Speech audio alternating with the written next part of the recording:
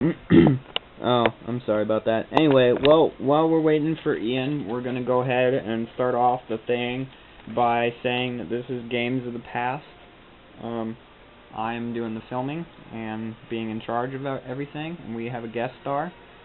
And our guest star, you will find out who that is in a second, once he gives me the okay to call him. And I think you all pretty much know who it is anyhow. So we're going to show you that we have are doing Force Unleashed, and we're going to show you the opening pro. He's the Lord, apparently. Anyway, so here's the opening credits, and then you get an awesome ship view, and you just skipped past it, which I kind of needed. Oh, what? Oh. You don't get to skip past the cinematic. You skip past the entire. You don't get to skip to the cinematic. You skip past the cinematic. Well, sorry, it was cool of you. We're gonna pause once he gives me the okay. So just go ahead and do your playing. Since it's Andrew right now, we're gonna list his stuff. Andrew's pros and cons are, his pros are graphics, the plot twist. That was actually one of my pros since I played all the way through the game. He hasn't, so I just put that for him because I didn't have enough room for mine. He does like the combat. I do too. It's pretty enjoyable. The combos, stringing together, swinging of the lightsaber, and all sorts of crap like that. The upgrades, the detail, we actually were going to point out the detail for the opening cinematic, and as you can see, a ship is flying by. Can you guys see that? A ship is flying by up in the sky. So this is one of the first games to actually include a moving background or art. You can also see the troops in the distance, and the ship's actually shooting. It sometimes shoots really close to you if you caught that. So the background will interact with you pretty moderately close. So they spent a lot of time on the graphics. After you kill those Wookiees, try and choke one of them. Do triangle. Oh, I forgot. I haven't used the choke in forever. Anyway, try and look in the background. See, there's the TIE fighters. Yeah, TIE fighters. How cool is that the background moves? I think that's pretty cool.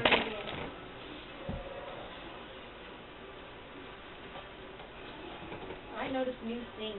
Oh, what, did I just cut down that tree? Oh, look at that. Sorry for the lack of commenting for a second.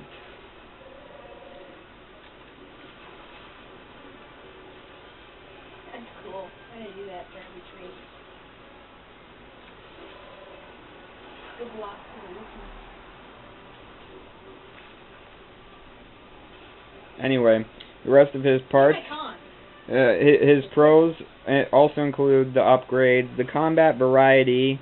Whereas if you come into a pack of enemies before engaging them, you can choose to like throw bombs at them to get rid of all of them, or choose to fight them directly with your saber, or however you want to go about doing that. The dashing he seems to enjoy because it gets you around a lot faster than running. Enemies grab the nearest object to them to avoid being lifted. This is a type of strategy that the enemies show. Some of them are even smart enough or strong enough to not only hold the object, but actually like barely fling it at you or drop it on you if you're close to them. They'll try and fling it at you as well. Or while you're forcing them, if you hold them for a long time and you don't do anything, they'll actually start shooting at you. So be aware of that. So I thought that was a little bit cool, but I thought the delay for the enemies to shoot at you was a little unrealistic. They should have like tried to shoot anyway, just randomly, even if it didn't hit you. They shooting earlier than waiting for them to gain their full position in the air before they start shooting was kind of stupid. I think that was kind of a wasted animation if no player would ever waste their time to just kill them immediately after they're being forced. So I thought they could have sped that process up a little bit. Starkiller's lightsaber construction scene was pretty amazing. And the DLC, we'll mention that in part 2. End of tutorial, restart button, or quit game button stupidity. You can restart the tutorial, or you can quit to the menu. are the only two options it gives you, but if you wait, then it'll skip to the game and you can play through. So it didn't give you the option to just be done with the tutorial and go on. It only gave you the ability to restart the tutorial or quit the game entirely, which I thought that was stupid. Falling off edges is unavailable to Vader. Watch as Andrew tries to do it. You can't do that. But to Star Killer, you can fall off the edges, so they should have made it available for everyone to fall off the edge, not just one person, because that's kind of unfair that Darth Vader can't fall off the edge. That's why they made. But I think the reason why they did that is because Anakin doesn't die. But neither Star Killer does either. Well, he's a fictional, so I guess there's an argument to it. Anyway, to Vader. Oh wait, hold on. Reload checkpoints suck. It'll put you back. It'll like, if you can use the checkpoints occasionally to skip past enemies altogether. If you get the checkpoint in time, it'll actually put you a level up above. Like there was an elevator that you had to access after fighting a couple of troops. You could just walk off the edge as soon as you got to the checkpoint, and it'll put you all the way past the elevator, past the troops, and to more troops after that on another place. So you could use it to skip past enemies if they were too hard, which I thought was a little bit of a cheat. Lack of sense of direction. Even though it gave you a tiny mini-map, it changed places at one point. For Star Killer, his mini-map is located not to the left of the screen, but actually to the right, and then it changes halfway through the game to the left again. I love the Force. The glitchy doors were a problem, and last but not least, enemy stupidity. One of the glitchiest doors was when I was playing the first opening part of the level, and Darth Vader got trapped inside a doorway and couldn't get out. Look at that. He couldn't even attack me. Look at that. I'm trapped. Anyway, here comes... Well, we'll actually voice my part in a second. So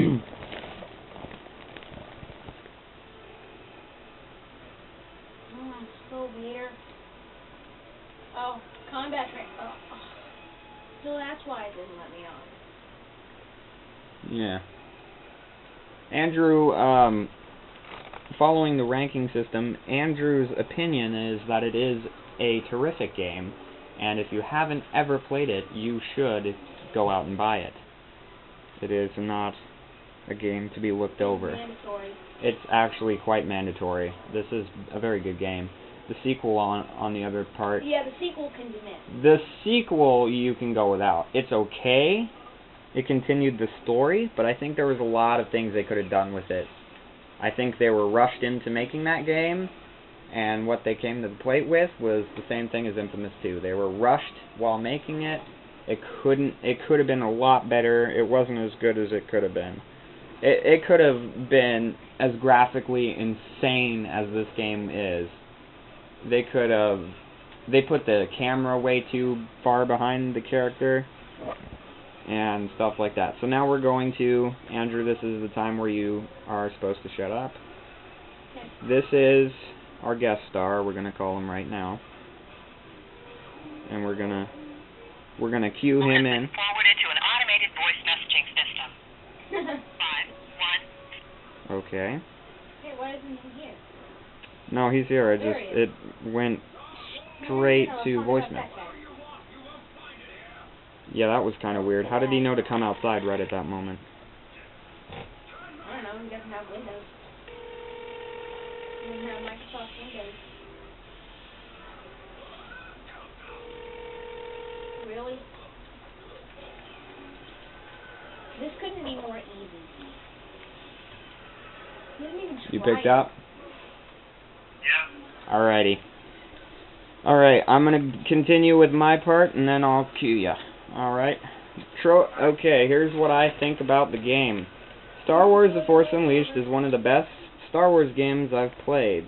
The tremendous attention the makers put into the design of each level and the art gallery, with the concept art, was impressive and entertaining. The game not only provided you with an on-your-edge seat storyline, on the edge of your seat storyline, and a careful analysis of each character, it also kept your interest in the era at the time the story took place, between Episode 3 and Episode 4. The gameplay itself was occasionally choppy, and sometimes the in-game camera would glitch and confuse you. But I had very little problems with the gameplay. I loved finding glitches and playing through the story over and over until I unlocked all the unlockables and upgrades. I played through the game so much that my EXP bar glitched because I gained the game's max XP, so the bar kept stretching across the screen, but it gave me endless force power and health, which I found pretty cool. Trophies wouldn't work unless I deleted all my game data, but there were only 4 slots, and I only deleted one, the glitched file, with the EXP bar, which made me angry because I lost all my progress. The loading screens were artistic, but also became really boring because it was the same old, same old. If they had thrown in an occasional changing loading screen, it would have been a little better.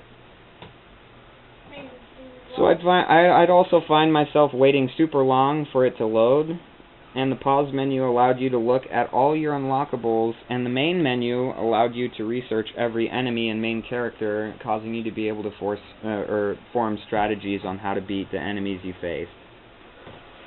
Using the Force was interesting, especially on Coda. It was fun jamming him into the cracks of the stairs on one level and making him fall through the map, causing him to die and having you to restart. But it was still funny. Anyway, I give the game a terrific rating, also due to the fact that I was highly entertained through the story over and over and over again. So, now we're going to hear from you, Ian, and what you think of the story. Alright, well, I like how you said that the loading screens were artistic, but they didn't get boring. It was the same thing every time. Personally, and of course, I have to bring Infamous into this, I liked the Infamous 1 loading screens, how it gave a quote from a famous person, and it was a different quote every time. That was cool. I think more games should do stuff like that, maybe not, copy the exact same, but they need a loading screen every time you start up the game. They need to have a cycle of different pictures or screens or something that you can watch or do while the game is loading. I thought that for a game so early in the PS3's life, for that game to have a two-sided storyline where you could choose good and bad was pretty cool. And we talked about this earlier. I thought you said it was 2008 the game was released? It was 2008. 2008, yeah. So one of the earliest games that I know of that actually had a choice system, and it completely changed the story depending on what choices you decided to make. I think Sucker Punch picked up on that when they decided to make Infamous, but I guess we'll never know. The graphics were okay. The gameplay was fun, but I often found myself, when I was trying to use the Force to move objects, like I know there's one level towards the beginning of the game where you're trying to lift up these wings for the spaceships and put them into slots to climb up.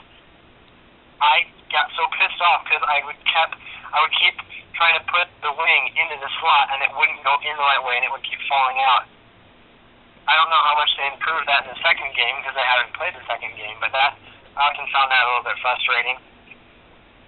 I'm going to get specific here. When you would jump with Star Killer, I felt like the jump was too...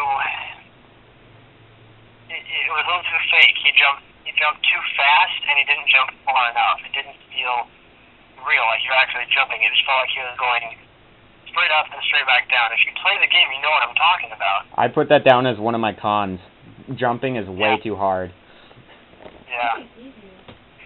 I think what was he had like a super move where he would kind of like squeeze up into a little, but he would curl up and then he would Force repulse. Expand his arms out. He push his arms out and then this force, like this big massive force would go out from him and like disintegrate everybody.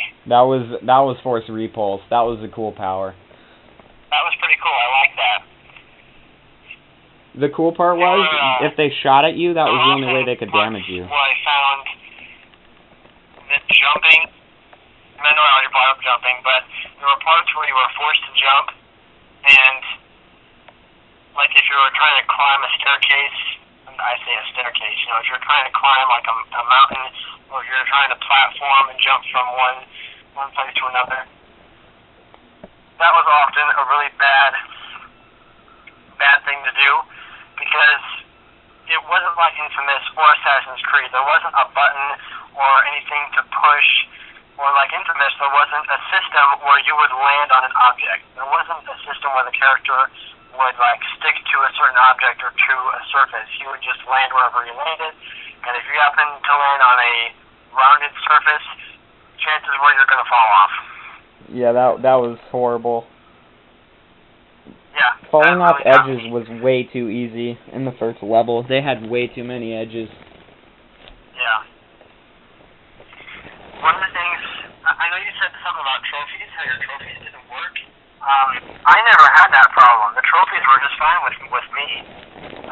They had to load, obviously, but what I found really stupid is that you basically had to look at the trophies before you even started playing the game, because there were trophies you could get at the very first level when you played as Darth Vader. But I never found out about those trophies until after I was already halfway through the game, so I was like, shit, now I gotta start over again to get those trophies. And they were pretty good. Some of them were like gold trophies. They were pretty nice. And I know that's just like a digital thing, like, oh, it's not currency, it's not important. They still saved. But it's, yeah. But you had to start over. Yeah. Which wasn't fun. And then, like, with all the collectibles, there were so many different lightsaber colors you could collect, and the hardest one for me was the black lightsaber crystal when you were in the Death Star at the very end. Agreed. And you had to climb up those rafters and get clear up next to the ceiling to get the black lightsaber.